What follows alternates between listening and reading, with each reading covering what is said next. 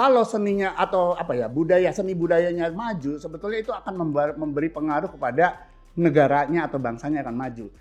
Yang paling asiknya makin ke depan dalam tanda kutip itu adalah akses untuk belajar sesuatu itu makin gampang. Gak pernah ada musisi yang gak bahagia sama karyanya. Lagi sedih aja dia sebenarnya bahagia karena dia lagi mencurahkan karyanya. Iya, karyanya. Yang paling senang adalah ngeliat Om joget-joget. Ya, itu sangat menyenangkan. Itu merepresentasi kan kalau kita mau ngajak orang seneng, masa kita ngajaknya sambil cemberut? Bener.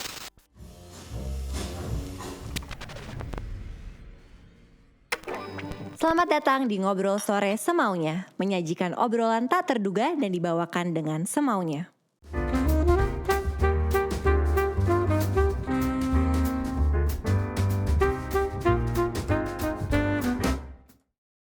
Selamat datang kembali di Ngobrol Sore Semaunya bersama gue Putri Tanjung. Di episode kali ini super spesial teman-teman, karena gue akan ngobrol bareng komponis legendaris Indonesia, penulis lagu dan juga produser rekaman. Langsung saja kita undang, hai Om Erwin. Halo Putri.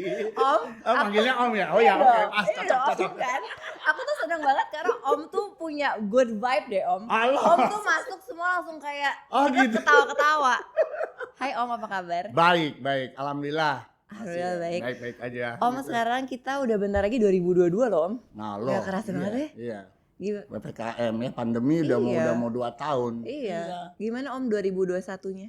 Wah, ya jadi emang ya pasti kita bingung ya waktu itu ya pandemi, apalagi awal-awal kita juga nggak tahu bikin bingung. Tapi kayaknya kalau ngelihat ini kan sekarang udah mulai membaik gitu segala macam, dan kelihatannya ketika pandemi banyak juga orang-orang terutama anak muda karena harus ngapain tuh jadi banyak ide gitu ya kan. Bener. Kalau saya tuh kemarin sama Gita emang kalau di selama pandemi banyak bikin konser virtual. Jadi walaupun berorkestra tapi mereka pada main di rumah, kita kirim kayak data. Jadi aja jadi lumayan melek lah gimana mengelola sebuah konser virtual untuk bisa di-deliver ke orang. Jadi emang jadi sebenarnya memang pasti prihatin ya pandemi itu, tapi bukan berarti kita harus nggak ngapa-ngapain, kira-kira gitulah ya. Opportunity-nya banyak ya Om ya? Tetap banyak. Ternyata tetap banyak. Iya, dan bisa menghasilkan sesuatu yang dalam tanda kutip baru bahkan. Betul, inovasi baru, betul. Cara-cara baru berkesenian atau berproduksi atau berkreatif gitu. Jadi Om sekarang jadi banyak kerja bareng sama anak Om ya?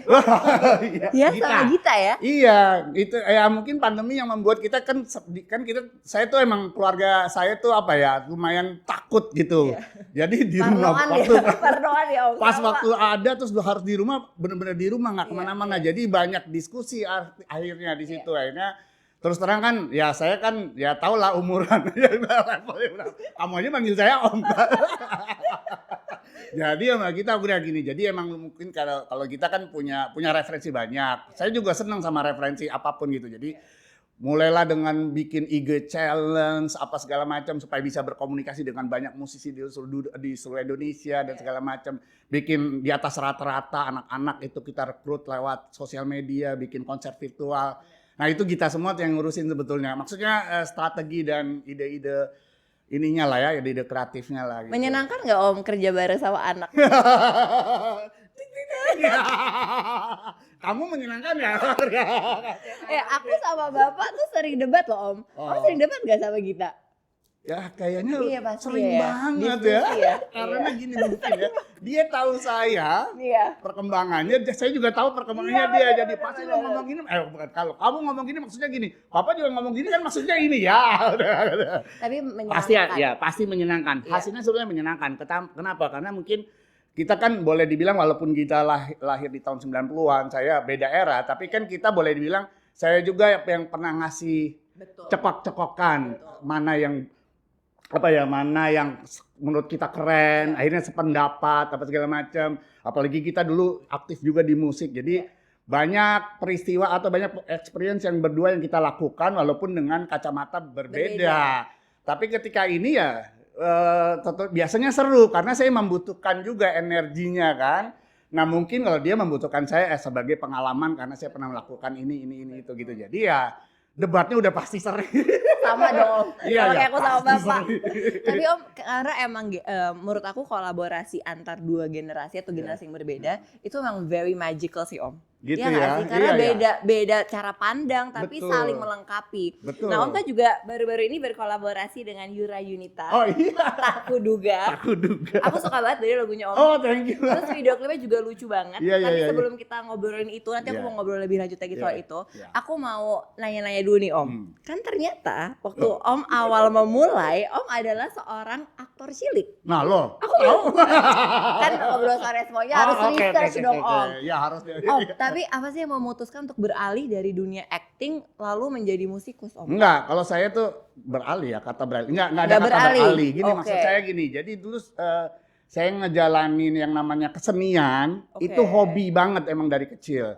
Jadi kalau ngikut kalau saya mau cerita dari kecil tuh saya memang seneng nyanyi, pernah jadi juara nyanyi. Wih. Cuman nggak kepikiran emang jadi penyanyi gitu ya. Oke.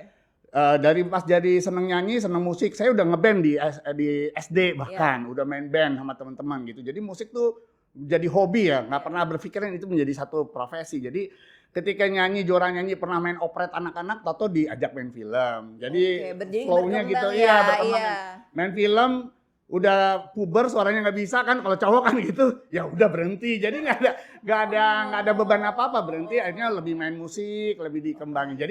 Jadi sebetulnya saya nggak beralih karena saya merasa nggak pernah jadi memprofesikan. Waktu itu saya ngejalanin karena saya suka aja gitu. Jadi, nah tapi itu semua ada hubungannya dengan musik menurut saya gitu. Iya. Kenapa? Gara-gara saya main musik. Jadi emang kelihatannya akhirnya jadi musik yang jadi jalur utamanya ya kira-kira. Karena saya ngejalaninnya dari kecil. Om berarti tertarik dari kecil kan sama dunia seni. Hmm. Ada pengaruh dari orang tua kah Om atau emang kayak mengeksplor sendiri? Jadi sebetulnya ayah saya udah almarhum dari saya kecil. Ibu saya juga bukan seniman. Jadi sebenarnya nyari sendiri. Tapi alhamdulillah waktu kecil tiba-tiba tuh waktu saya ingat saya mungkin kelas 3 atau kelas 4 SD ya, ada piano di rumah saya. Oke. Itu bahan eksplorasi saya. Oke. Karena saya belum sempat les, ya saya main. Seingat saya ikut main-main, tapi habis itu saya dilesin. Nah, model les piano yang cuma sebentar, akhirnya bisa baca not dialog, sok tahu akhirnya. Akhirnya ngeband lah, ketemu sama temen sesama yang seneng musik. Teman saya dulu Sandy Luntungan, drummer sekarang gitu ya, segala macam. Jadi aktif di vokal group, di SMA bikin band, ikut festival ya semuanya lah kita lakuin. Yang namanya juga Om. ya anak band. Iya.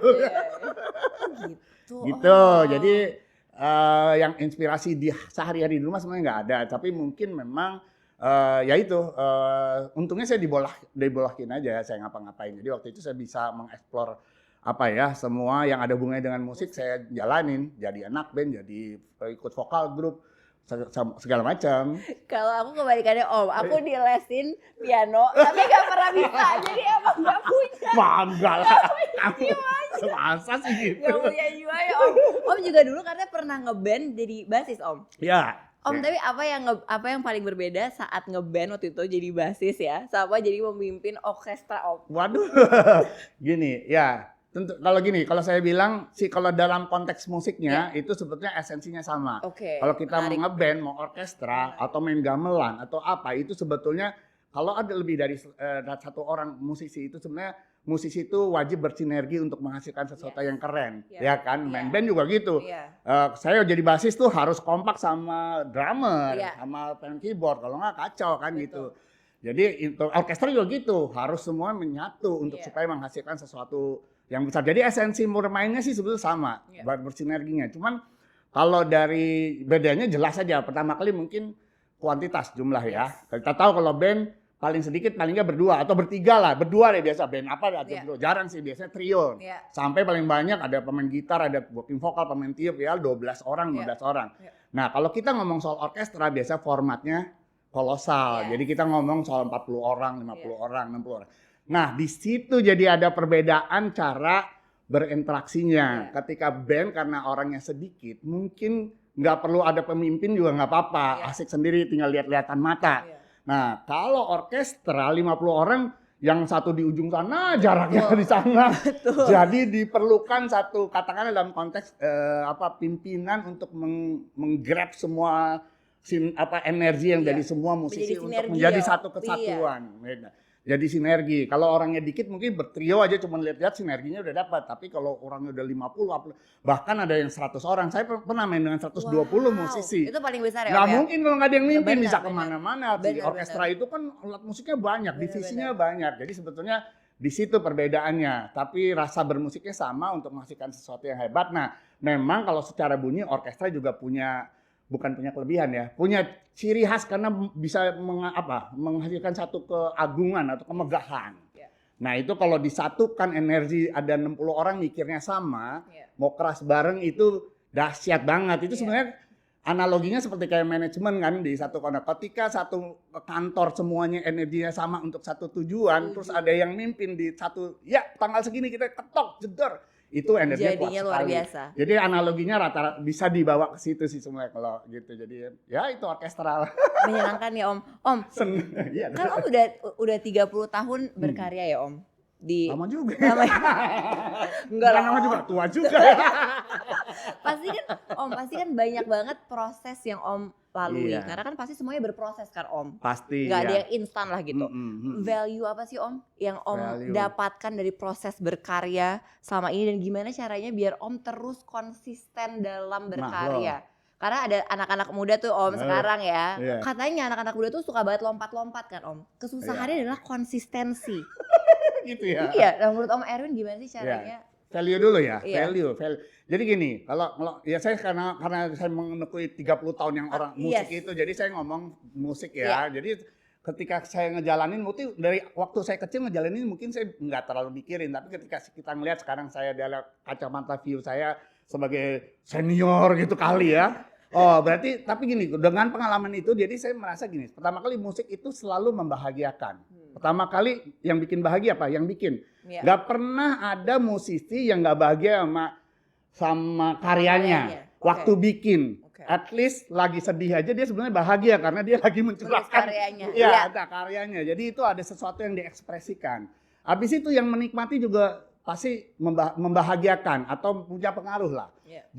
Jadi musik tuh impactnya semuanya gede menurut saya, itu value-nya. Oke. Nah ketika impactnya gede sebetulnya apa yang dihasilkan para musisi atau segala macam terus itu diterima dengan masyarakat luas itu sebetulnya itulah situasi saat itu masyarakat itu. Kayak kita sekarang katakanlah ada anak muda sekarang seneng musik teknologi tapi dicampur sama budaya Indonesia, Iya. Aviraf tuh. Yes. World Genius. Iya. Itu kan berarti situasi anak muda lagi kayak gitu sebetulnya karena disukai banyak orang. Betul. Jadi menurut saya tuh musik tuh bisa merepresentasikan apa yang lagi bergejolak atau disukai. Iya. Tentunya kalau kayak kita lagi kayak pandemi lagi sedih nggak mungkin kita ngeluarin lagu yang suka karena orang lagi sedih. Betul. Kita harus malah harus kasih lagu semangat. Jadi musik tuh impactnya gede. Menurut saya itu value-nya. Kedua, musik biar gimana tuh adalah itu hasil dari seni budaya ya. Seni budaya artinya musik kan salah satu cabang senian. Kesenian itu ada seni rupa, ada seni lukis dan seni lain-lainnya bercampur di seni musik. Seni itu kan anaknya budaya. Jadi ketika konteksnya besar, jadi kalau seninya atau seni budayanya maju, sebetulnya itu akan memberi pengaruh kepada negaranya atau bangsanya akan maju. Jadi you name it, semua negara maju atau bangsa yang maju pasti seni budayanya kuat. Pasti kuat, entah apa aja. Jadi sebetulnya value-nya sebetulnya situ. Jadi saya senang banget gitu berkecimpung di dunia musik untuk bisa menyumbangkan hal-hal yang mungkin saya senang. Pertama kali gitu kan saya suka ngelakuinnya, tapi mungkin mudah-mudahan bisa membuat impact. Iya. Nah, kalau impactnya tuh menyangkut sama standar manusia dan segala macam kan itu bisa membawa sebuah hal yang positif ke bangsa dan negara. Luar biasa.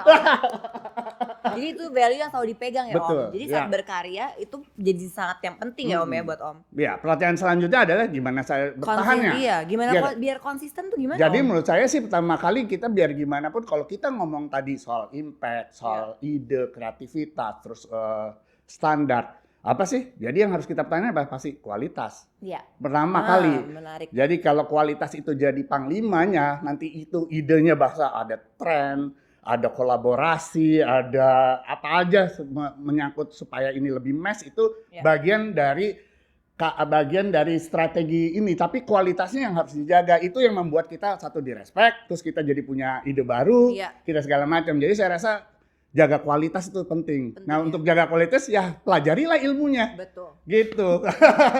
Sekarang makin kita banyak pelajarin ilmu, kualitasnya makin bisa kita jaga. Iya. Kan gitu. Kayak kalau Iya. saya mengatakan orkestra, nggak mungkin saya bisa berorkestra begitu lama kalau saya nggak ngerti makin lama bagaimana untuk memproduksi sebuah orkestra yang makin bagus. Betul. Tentunya saya belajar. Beda pasti saya dulu pengutan saya orkestra 30 tahun yang lalu atau 20 tahun yang lalu. Jadi ya gitu. Jadi Iya. ilmunya yang juga harus di-grab ya. Om, aku jadi penasaran.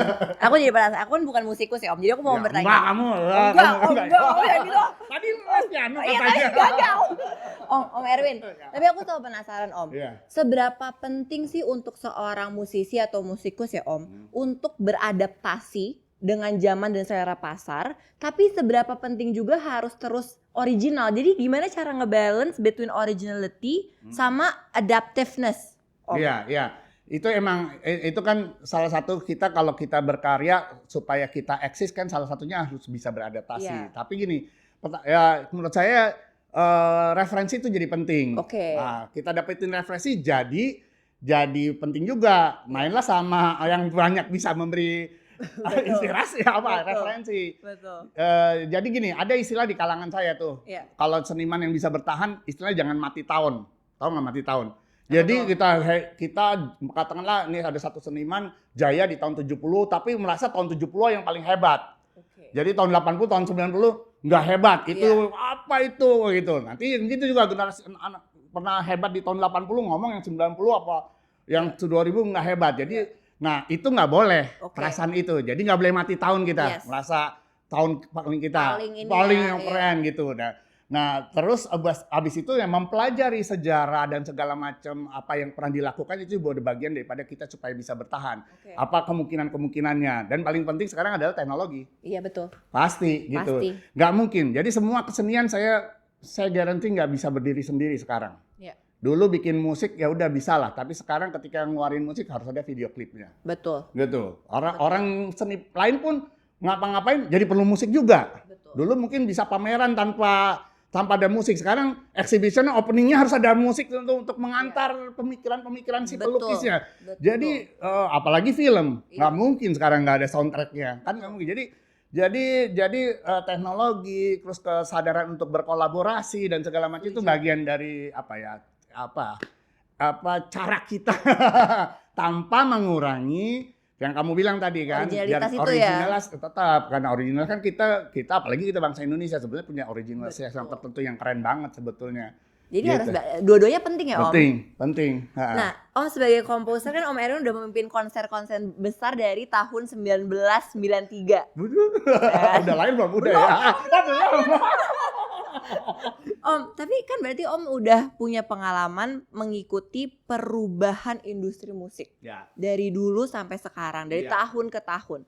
Tapi apa Om yang paling berbeda yang dirasakan sama Om saat ini? Ya, jadi saya cerita juga latar belakang. Bedanya mungkin buat ya semua orang pasti tahu kalau yang ngikutin, tapi juga banyak mungkin yang belum tahu terutama anak muda. Kalau di musik itu kan kita dari era sebelum kaset aja orang malah vinil duluan. Iya, betul. Menikmati itu cara menikmati vinil saking susahnya ya nggak semua bisa nikmatin. Jadi orang Indonesia dulu nikmatin musik dari mana? Radio. Oke. Habis itu mulai zaman kaset, lebih gampang gitu. Lebih bisa mass. Dulu Indonesia tuh kasetnya bisa jutaan kopi terjual gitu segala macam. Pindah ke digital mulai jadi CD. Mulai ke platform, sekarang ada namanya platform digital, ada Spotify, YouTube dan segala macam. Itu kan jadi emang menurut saya tiap zaman itu jadi punya tantangannya tersendiri. Betul. Gitu kan? Betul. Pasti cara kita waktu ngedeliver kaset itu yang nggak bisa ya gitu. Artinya karena kaset pun kan magnetik pita. Jadi yang penting tentunya harus tetap bagus, tapi cara nikmatinya orang akan beda dengan anak sekarang yang lebih pakai AirPod Betul. dan harus digital semuanya. Betul. Serba harus bright, sering Betul. dengerin lagu sekarang dari HP loh. Betul, iya. Jadi kalau HP itu yang kedengaran sebenarnya banyak yang bright gitu bunyinya, bassnya nggak kedengeran gimana. Nah, jadi emang itu yang membuat berbeda. Nah, tapi emang yang paling asiknya makin ke depan dalam tanda kutip itu adalah akses untuk belajar sesuatu itu makin gampang. Ya kan? Ya. Kita ngomong musik aja deh, tutorial, cara bikin berproduksi seperti orang terkenal. Kalau dulu kita nebak-nebakan gitu ya. Jadi apa ya, bisalah dicari apapun. Tapi tantangannya apa? Semua orang bisa ngambil akses itu. Betul. Ya kan? Betul. Jadi semua infonya sama. Jadi Ya. dulu untuk jadi musisi harus les dulu atau belajar sendiri. Sekarang juga tetap harus belajar sendiri tapi infonya banyak. Iya. Tapi semua orang lakuin itu. Betul. Semua jadi saingannya banyak. Aksesnya lebih gampang Banyak. sekarang Jadi ya. yang perlu apa dari ide yang original. Ide yang out of the box, ide yang sesuatu yang lebih dari yang lain karena semua ngelakuin itu. Semua baca tutorial gimana cara bikin vokal yang keren, bagaimana bikin aransemen orkestra yang bagus. Ada tutorialnya semuanya gitu. Nah, ketika orang baca, nah tinggal apa? Udah sama nih sekarang ininya apa itu modalnya. Ya idenya yang harus nggak sama. Betul. Nah itu tantangannya emang lebih beratnya soalnya sekarang anak-anak situ anak-anak sekarang tuh atau anak muda sekarang tuh gimana cari ide yang genuine. Iya itu dia kata-katanya genuine. Lain daripada yang lain, walaupun banyak pengaruh tapi harus punya ide sendiri. Ya itu kira-kira gitu. Itu tantangannya. Dan Om sekarang melahirkan karya baru, ya kan? Berkolaborasi dengan musisi muda Yura Yunita. Kemarin Yura juga udah main kesini juga Om. Tadi sempat ngobrol-ngobrol juga. Nah dan fakta menariknya dari lagu Tak Kuduga ini ternyata dimasteringnya oleh American Recording Engineer yang merupakan nominasi Grammy Award ya, Chris Geringer. Om, boleh nggak ceritain dong Om proses kreatif di balik karya spesial ini dan penasaran kenapa memilih Yura Yunita untuk berkolaborasi? Boleh nggak cerita latar belakang Boleh juga ya dulu, selalu ya? Iya, kan? Jadi kan emang pasti saya tuh suasana berorkestra itu wah nancep banget semua orang. Gue tahu orkestra deh pasti. Om, bikin musik yuk Om. Apa dia bilang? Orkestranya Om dong. Pasti gitu. Ngomongnya pasti orkestra tuh melekat. Padahal sebetulnya kan kamu aja tahu dulu saya basis, dulu tanda kutip anak band, ngejam kemana-mana gitu. Jadi, nah memang awal tahun ini tuh saya tuh ngeluarin album yang namanya Simfonesia, which is itu adalah album lagu-lagu Indonesia yang pernah terkenal, tapi saya garap secara orkestra full simfonik, tanpa penyanyi, tanpa band bahkan. Jadi benar-benar orkestra. Nah itu prosesnya lumayan lama, 2 tahun yang membuat saya tiba-tiba abis ngerilis itu awal tahun ini nih 2021. Tiba-tiba pengen ngeband gue gitu kira-kira. Nah kira-kira kayaknya wah nomor-nomor yang jingkrak-jingkrak boleh juga. Atau ada yang bassline lah apa gimana segala macam. Nah ngobrol sama kita lagi-lagi jadi teman debat dan teman ini. Keluarin aja Pak gitu karya apa yang dulu tapi di aransemen balik ya. Jadi Tak Kuduga itu kan dulu dipopulerkan oleh Rusanaya. Kebetulan emang saya yang bikin musik yang zaman dulu juga saya yang bikin. Itu keluarnya tahun 1989. Nanti jadi ngomong tahun mulu. Nah, jadi idenya kita rearrange ya atau reproduce ya lagu Tak Kuduga berdasarkan ide kita dan saya yaudah sepakat. Nah, ngomongin penyanyi nih. Jadi ketika siapa yang nyanyi? Jadi kalau Yura tuh terus terang saya nggak pernah ketemu. Sebelum rekaman ini. Kita mungkin pernah papasan sebelum pandemi di satu acara tapi nggak pernah bekerja sama. Cuma saya tahu pasti karena dia kan rising artist kan yang bagus gitu. Nah saya ketemu justru tahun lalu karena ada konser virtual dengan orkestra saya ngajak dia nyanyi tapi nggak pernah ketemu fisik. Jadi cuman secara online ngobrol ngomongin soal musik terus atau ide aransemen. Nah dia 2 kali saya ngajak dia, prosesnya tuh selalu menyenangkan karena dia musikalitasnya keren banget, ya renyah lah apa segala macam. Jadi ketika saya bilang Tak Kuduga kita reproduce sama setuju, siapa yang nyanyi? Saya langsung otak saya top of mind saya langsung Yura gitu. Nah Yuranya mau nggak ya? Saya WA pasti mau.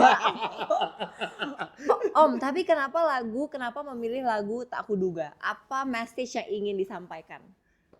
Sebetulnya gini, memang gini, siapa pengen emang tergantung dalam konteks apa. Jadi kalau kamu ngikutin atau saya tuh kadang kalau lagi saya di atas rata-rata saya pasti ngeluarin lagu-lagu yang sifatnya sesuatu yang baik nanti kayak Janji Untuk Mimpi buat Lyodra dan segala macam. Kalau itu anak-anak, tapi kalau lagi acara budaya saya mainin musik Indonesia dengan orkestra saya. Nah, kalau Tak Kuduga sebetulnya kaitannya adalah mungkin tanpa sengaja ini kan lagunya happy kan, lagunya happy kita ngajak senang dalam konteks tertentu sebetulnya kita tuh sekarang lagi menuju secara kita ya keseluruhan karena PPKM-nya udah mulai turun, terus kita mungkin kalau 2 bulan ngeluarin nggak akan konteks karena orang lagi nggak happy-happynya, lagi takut. Nah sekarang kayak ngajak udah lagi happy, yuk kita ngajak lebih happy lagi, kayak gitu sih sebetulnya. Pesan yang terlalu dalam juga enggak, tapi mudah-mudahan itu jadi semua bagian dari bagian dari senang walaupun isinya pokoknya liriknya mengenai cinta, tapi sebenarnya isinya kan sesuatu yang optimis lah. Tapi yang paling senang adalah ngelihat Om joget-joget. Ya, itu sangat menyenangkan. Itu merepresentasi bagi kan kalau kita mau ngajak orang seneng, masa kita ngajaknya sambil cemberut? Bener. Nari dong lu, gitu. Ya udah gue contohin aja. Iya bener. Jadi vibe-nya sampai Om. Oh sampai ya. Sampai dong Om. Om, kan tadi kita udah ngomongin soal teknologi juga. Bahwa teknologi itu berperan sangat penting di era sekarang kan. Nah Om, kan berarti dengan adanya teknologi, dengan adanya perkembangan zaman, kita tahu bahwa opportunity-nya sebenarnya semakin besar saat ini. Nah menurut Om Erwin ada nggak sih advice strategi nih Om, agar anak-anak muda, apalagi anak muda yang mau menjadi musisi misalkan, untuk bisa memaksimalkan peluang ini Om?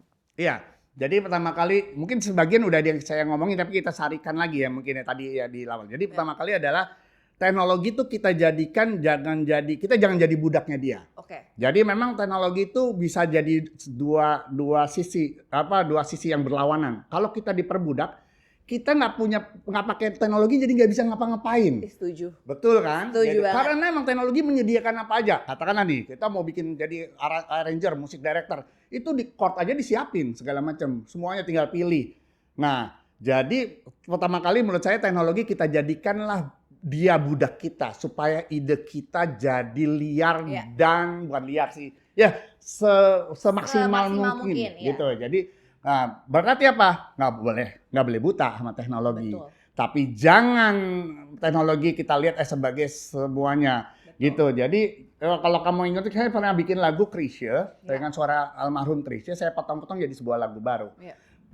Kalau lagu itu saya ciptakan 20 tahun lalu nggak bisa karena teknologinya belum nyampe. Waktu itu saya bikin di 2011, saya bikin lagu almarhum setiap suku kata ini jadi sebuah lagu baru.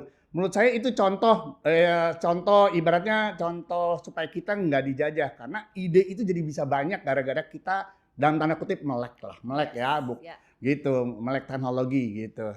Aku jadi ingat kata bapakku, Om. Bapakku tuh ngomongin soal teknologi, tapi ini dari versi bisnis ya, Om. Katanya gini, teknologi itu bukan tujuan, tapi teknologi itu adalah tools-nya. Betul. Untuk kita bisa mencapai tujuan tadi, seperti tadi ya, Om. Untuk bisa menghasilkan karya yang maksimal. Oke, jadi advice itu ya Om ya? Iya, jadi teknologi kita bikin justru supaya karya kita jadi maksimal, ide kita bisa banyak banget gitu. Bukan kebalikannya. Bukan kebalikan, karena kemungkinan itu bisa disediakan sama teknologi, mau ngapain aja gitu di dunia musik. Om ngomongin soal kedepannya nih Om. Kedepannya apa goals yang ingin Om capai Om? Atau akan ada karya-karya kolaborasi lain misalkan di sebentar lagi, apa nih Om goalnya? Jadi gini, kalau konteks sekarang kan namanya saya musisi ya, jadi kalau ngaku musisi harus bikin musik, harus bermusik. Kalau kalau ngaku musisi cuma nggak pernah ngapa-ngapain jadi bukan musisi. Nah tentunya kalau secara personal ya memang saya punya lah proyek. Jadi dari Tak Kuduga sebetulnya ada proyek lanjutan yang membuat saya akan bekerja sama anak-anak muda yang seru keren. Banget, Iya, yang keren-keren gitu. Kira-kira gitu. Jadi kerjasama saya sama anak muda tuh pengennya ada kelanjutannya untuk dirangkum dalam sebuah konteksnya kalau ini karya album ya di tahun depan gitu. Dan saya nanti akan berturutan nih anak-anak muda yang menurut saya keren-keren untuk bisa bekerja sama. Tapi kalau dalam konteks musik keseluruhan saya sih masih memang saya pengen itu tadi, musik itu harus bisa jadi, atau seni budaya itu bisa jadi tools untuk bangsa kita maju. Makanya saya, kalau kamu ikutin, saya tuh punya proyek kayak di atas rata-rata, ngurusin anak-anak supaya maju, ayo kita kasih kesempatan bikin orkestra anak-anak dari seluruh Indonesia untuk turun main. Jadi karena saya merasa musik itu bisa jadi tools untuk kita jadi hebat, jadi bangsa yang hebat gitu. Setuju Om. Oke Om, last question. Last question. Ini aku selalu tanya ke semua narasumber yang keundang Om. Kan acara ini atau YouTube kita ini yang kita lagi ngomong ini kan akan ngobrol sore semaunya akan forever ada di YouTube Om. 5 tahun lagi, misalkan Om Erwin nonton lagi nih acara kita, Lalu. ngobrol sore semaunya. Hmm. Apa yang Om Erwin sekarang ingin sampaikan ke Om Erwin 5 tahun ke depan? Ceritanya Om Erwin 5 tahun ke depan lagi nonton nih Om. Lagi nonton. Apa yang Om ingin sampaikan ke Om Erwin 5 Oke. tahun ke depan? Jadi Win, lo udah Win. Kayaknya maksudnya gitu kan. Iya. Win, lo udah tambah 5 tahun. Jangan ngapa-ngapain, tetap berkarya. Om, sekali Mudah-mudahan. lagi terima kasih Aku yang sudah makasih loh, menyempatkan Bud. hadir. Thank you Aduh. untuk semua karyanya. Siap. Semoga kita bisa berkolaborasi Om. Insya Allah. Karena aku bukan musisi, mungkin kita berkolaborasi di tenang cara aja. yang lain Om ya. Aduh. Bahkan Dengan akan senang hati banyak. loh, Put. Iya, iya. Iya. Thank you so much Om. Terima kasih untuk teman-teman yang udah nonton Ngobrol Sore Semaunya. Jangan lupa untuk terus nonton Ngobrol Sore Semaunya setiap hari Kamis jam 6 sore hanya di CXO Media. Dan kalian bisa mendengarkan full version dari percakapan kita di Spotify. Bye-bye.